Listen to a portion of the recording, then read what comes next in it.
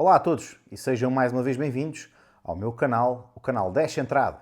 E hoje temos o Tabletop Review da FMP SAR 97.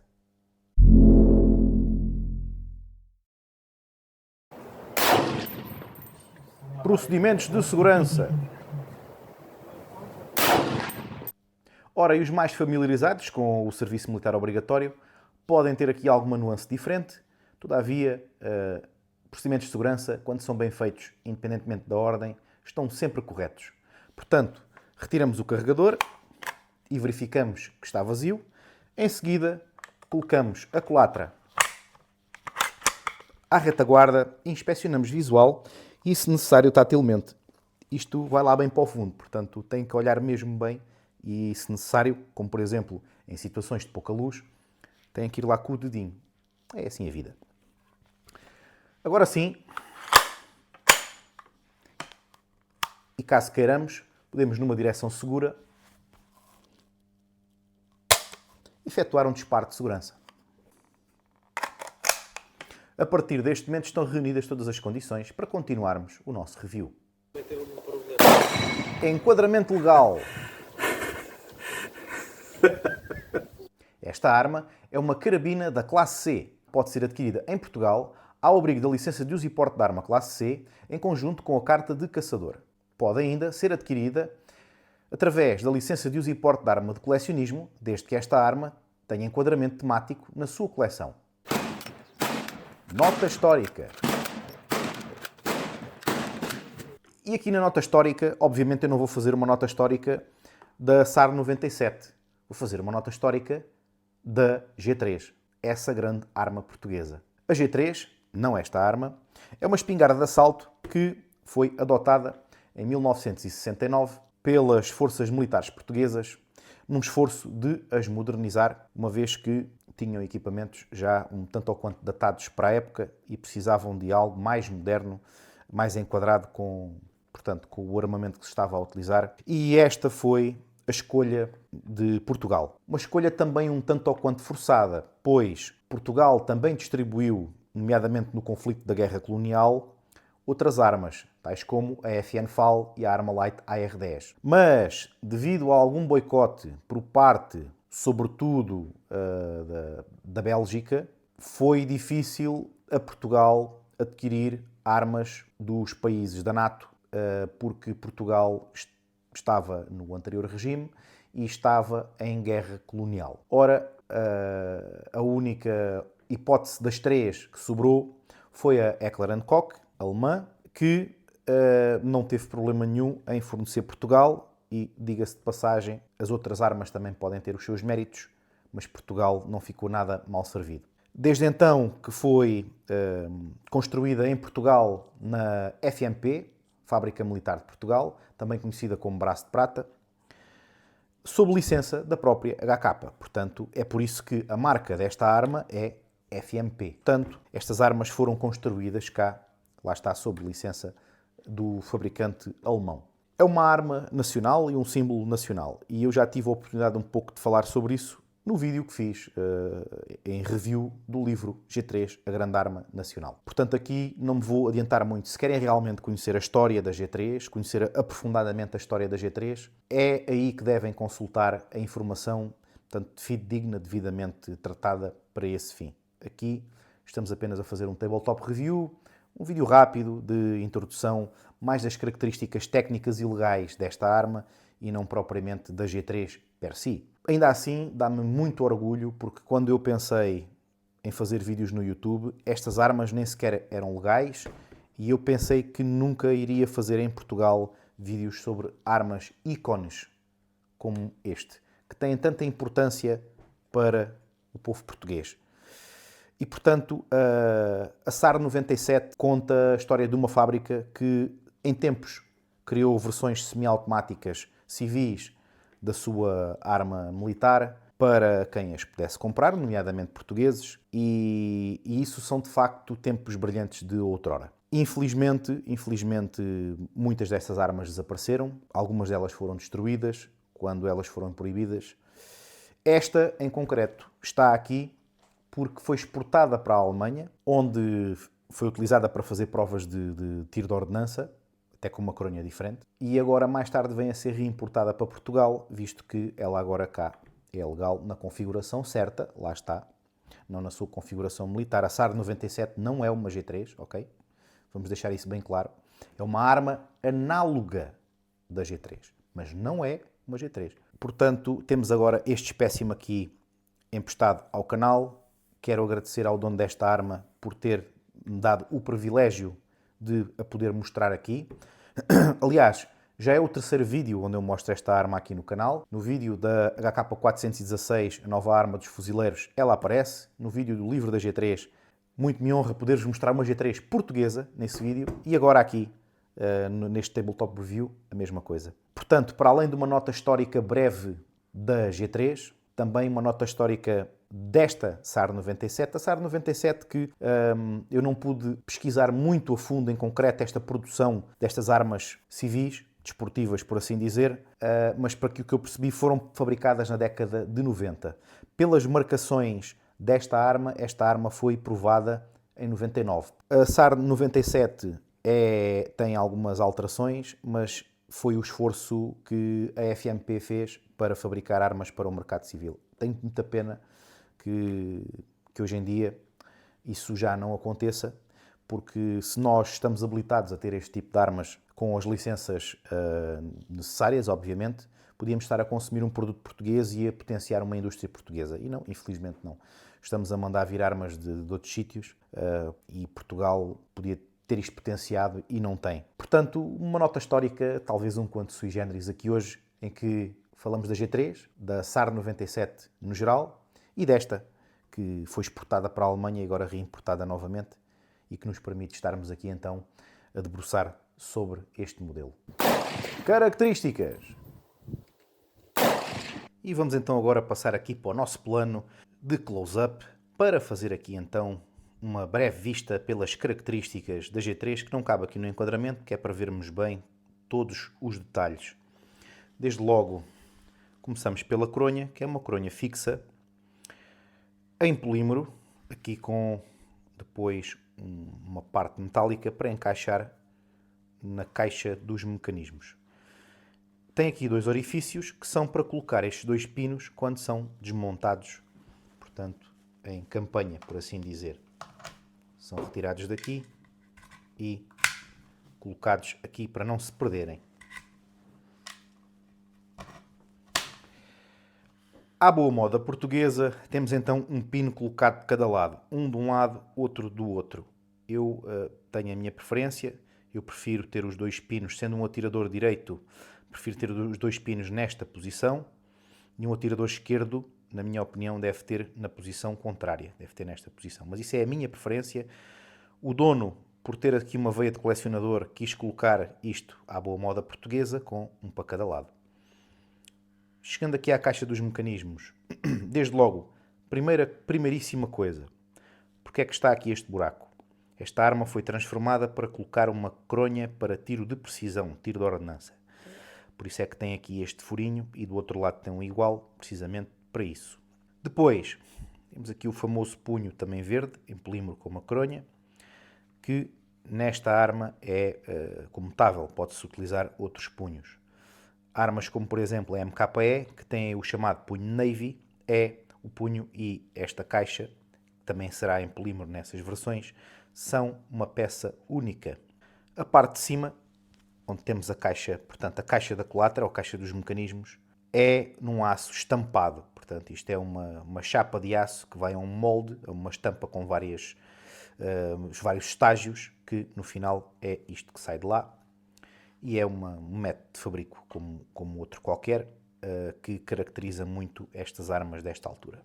O gatilho, temos também um gatilho metálico e temos um seletor de tiro presente apenas deste lado, neste caso desta versão, apenas com segurança e fogo. Isto está em português. Isto não é safety and fire, isto é uma arma portuguesa. Segurança, fogo, ok? Portanto, não esquecer que aqui hoje tudo é em português.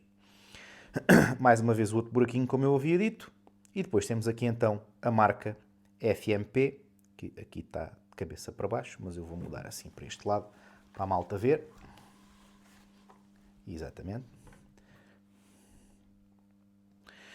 Não é a Federação de Motociclismo de Portugal, não é disso que se trata, mas a sigla em tempos foi igual. Por acaso agora acho que a Federação de Motociclismo de Portugal é a Federação Nacional de Motociclismo ou vice-versa, ou já foi uma e agora é outra.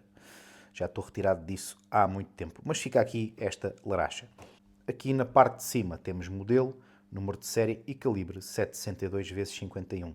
Portanto, como podem ver, uma arma civil com a designação do calibre militar. Porque essa história de calibres militares em Portugal não existe. Existem calibres até 12.7 e o resto é que é militar.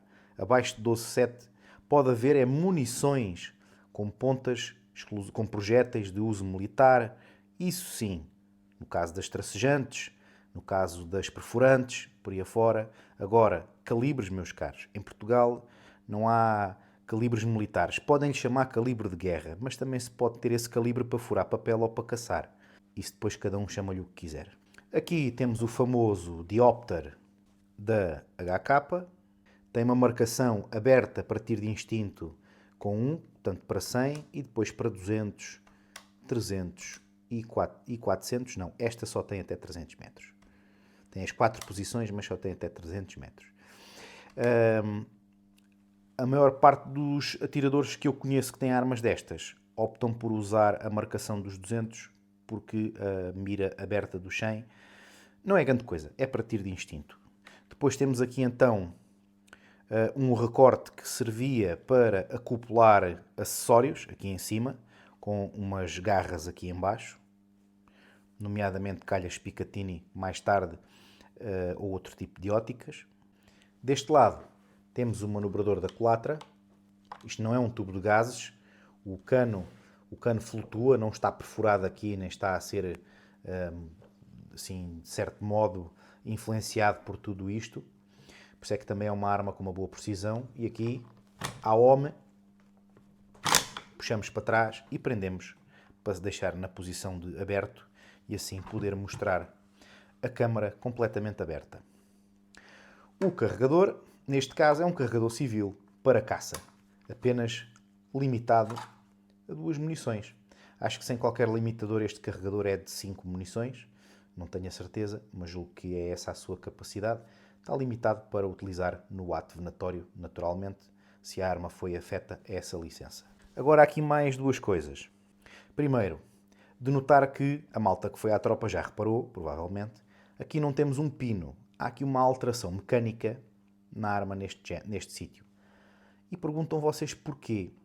Porque se esta arma tivesse o pino aqui, bastava colocar uma caixa de mecanismos de uma G3 automática aqui neste sítio e ela funcionaria normalmente para fazer rajada e convertia-se uma arma semiautomática numa arma de guerra.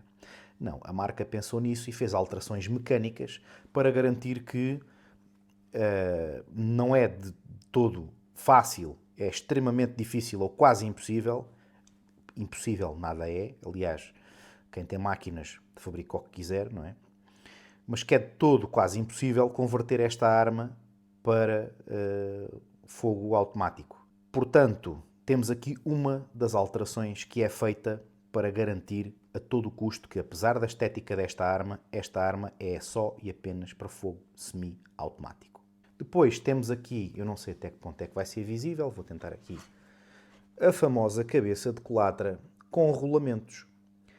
Esta arma é uma arma que trabalha com uma ação direta dos gases, mas ela é gerida, a abertura da culatra é gerida, é atrasada em relação àquilo que poderia ser com a ação direta dos gases, com estes rolamentos que estão fechados um determinado número de tempo, não é? Uma determinada duração de tempo, até que a pressão na câmara já baixou o suficiente para ser seguro abrir e aí então abre. São aqueles rolamentos ali que permitem que a câmara esteja fechada tempo suficiente para não haver problemas e para esta munição ser segura de disparar desta arma. Chegando mais à frente, temos aqui o famoso fuste de plástico português, verdinho, que muita malta metia o filtro do maço de tabaco para tirar os tremores e as vibrações e por aí afora. Aquelas velhas dicas que o pessoal sabe, não é? E depois, chegando aqui à frente, temos então um cano roscado com um protetor de rosca apenas. Porquê? Porque o tapa-chamas original da G3 não é permitido, de acordo com a lei portuguesa, para uso civil. Nenhum tapa-chamas é permitido para uso civil. Como tal, temos aqui uma rosca, é uma rosca M15x1, bastante comum, que eu tenho mais é coisas para atarrachar aqui, nomeadamente moderadores, muzzle brakes, por aí afora, mas esta está apenas com um protetor de rosca. Agora vamos fazer aqui mais um passo que não é normal, mas esta arma merece, que é a desmontagem da culatra para limpeza.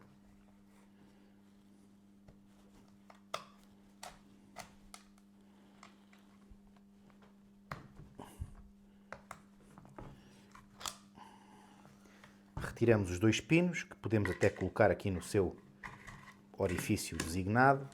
Em seguida, podemos puxar a culatra, que tem aqui a mola... A culatra não, a cronha, que tem aqui a mola recuperadora. Em seguida, como eu havia dito, não há pino, temos um encaixe direto e temos um gatilho que é de todo diferente do gatilho militar. E é aqui, desculpem lá aqui a quebra do enquadramento, e depois é aqui que vem a nossa culatra.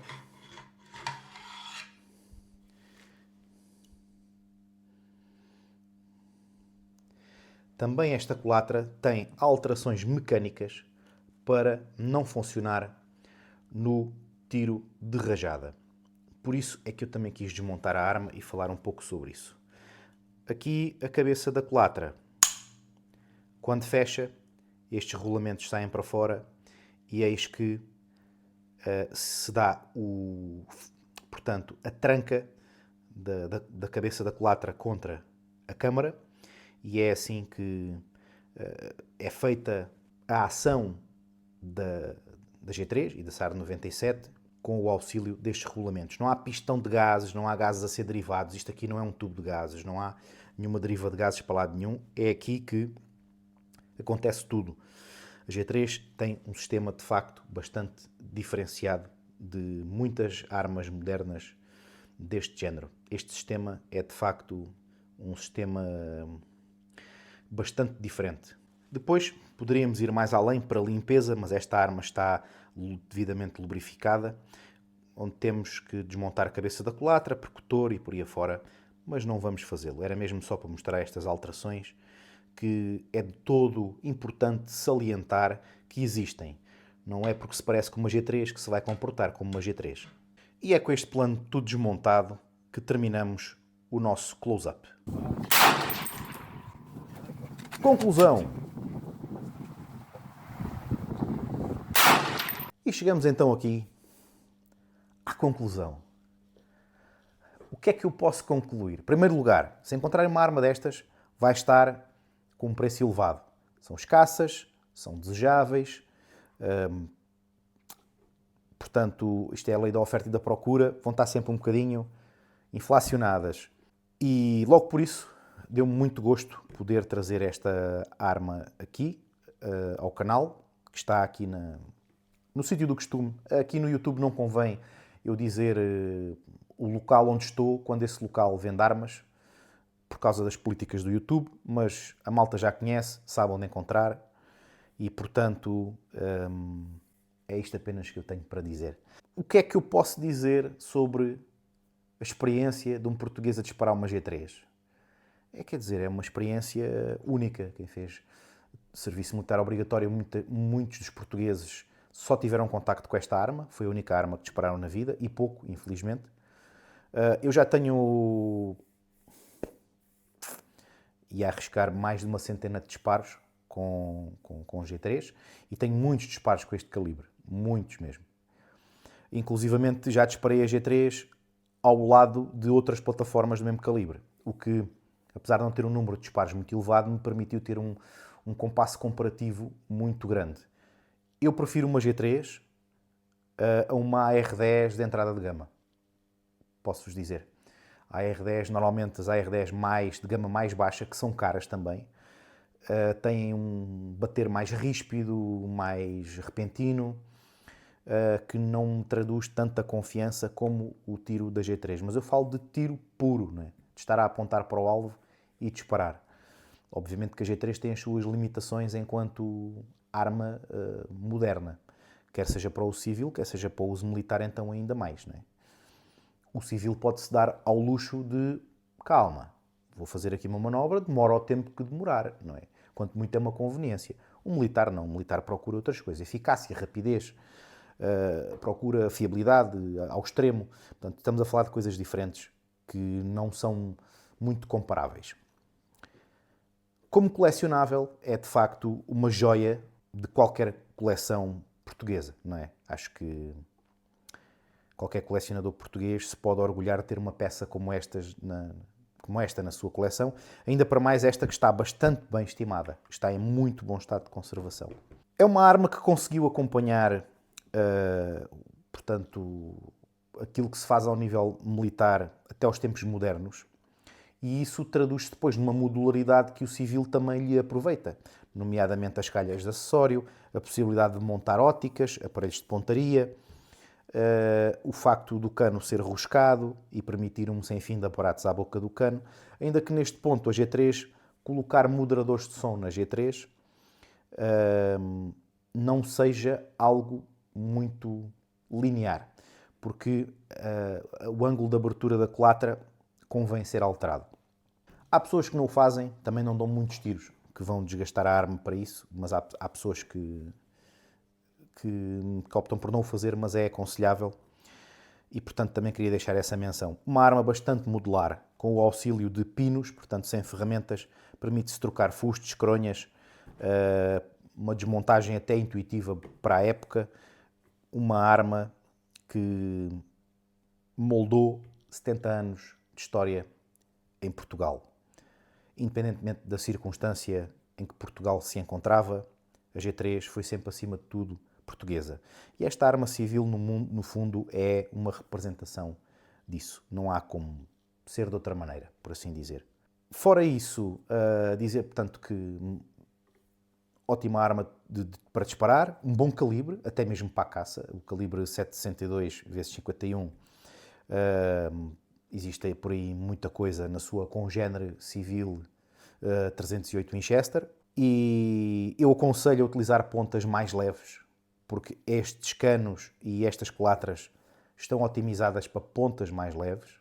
Portanto, utilizar pontas de 150 grains. Mas uma arma muito versátil também para aquilo que o civil faz cá fora. E também aproveitar esta arma, estar aqui para dizer que já vai sendo tempo de nós alterarmos a Lei 42 de 2006 e introduzir esta arma como arma de ordenança. Já vai sendo tempo, já é hora. Nós já merecemos. O tiro desportivo já merece. A G3 já merece ser tratada com esse respeito, porque é uma arma que está a ser descontinuada, que, como eu disse, representa 70 anos de história e que há décadas que se pratica tiro de ordenança na Alemanha com esta arma, por exemplo, e cá em Portugal não podemos. E fez-se com armas militares até. Antes da Lei 5 de 2006, havia tiro de ordenança com G3. E perdemos essa tradição, porque se meteram interesses, porque se meteram medos pelo caminho, falta de vontade de lutar por aquilo que é nosso, que é o desporto, que é a história, e se calhar já vai sendo tempo de corrigir esse erro do passado. Se há versões semiautomáticas que se enquadram na nossa lei, temos que avançar para a frente e resolver também esse problema. E é por isso que esta conclusão sabe-me a pouco. É por isso que me sabe a pouco. Não que eu não goste de dar tiros com Mausers na ordenança. Claro que gosto. Tem a sua graça, tem o seu quê, tem o seu porquê. Aliás, vou sair aqui de enquadramento, que é coisa que eu não costumo fazer, mas eu gosto bastante desta arma para fazer tiros de ordenança. Não há nada de mal com a Mauser, ok? Mas a ordenança é também uma ligação à história de Portugal. Não é só um desporto. A ordenança transcende o desporto, vai para além disso. E acho que já vai sendo tempo. Por isso, meus caros, é também por isso que o canal Deixa Entrada está aqui e faz um esforço muito grande para vos trazer conteúdos como este. Sobretudo agora que demos um salto de subscritores, é agora mais do que nunca necessário trazer este conteúdo e normalizar estas questões na sociedade com tranquilidade, com organização, com controlo, mas mostrar que Portugal é um país de armas. E a G3 é o símbolo máximo disso mesmo. Posto isto, chegamos ao final do vídeo. Portanto, não se esqueçam de escarrapachar aí bem o like, deixar um comentário. Aliás, acho que toda a gente tem um comentário a fazer sobre a G3. Ou seja, porque gosta, porque não gosta, porque usou-a na tropa. Seja para dizer que eu não percebo nada do assunto. Porque há sempre um tipo que aparece aí para dizer que eu não percebo nada disto e que coisa. Epá, por mim tudo bem, está tudo bem. Deixem que comentem, isso é que interessa. Contem as vossas histórias, mandem os vossos comentários, as vossas larachas aí em baixo. Tenho a certeza absoluta que a secção de comentários vai ser muito, muito, muito animada. E de resto, se quiserem apoiar o canal, desde 2€ por mês, têm na descrição, logo no primeiro link, o link para a página do Patreon do canal Deixa Entrada. É isso que faz mover este projeto, essa é a roda mestra, é aí que está a comunidade com a qual eu mais interajo, é aí que estão as vantagens, nomeadamente ver os vídeos antecipadamente, sorteios de brindes, encontro anual. Há uma série de vantagens à vossa espera se quiserem dar esse apoiozinho mensal aqui ao canal. E o resto, meus caros, o resto vocês já sabem. É olho na mira e sorriso na cara. Meu nome é João Santos, este é o Deixa Entrado. Até ao próximo vídeo. Um abraço.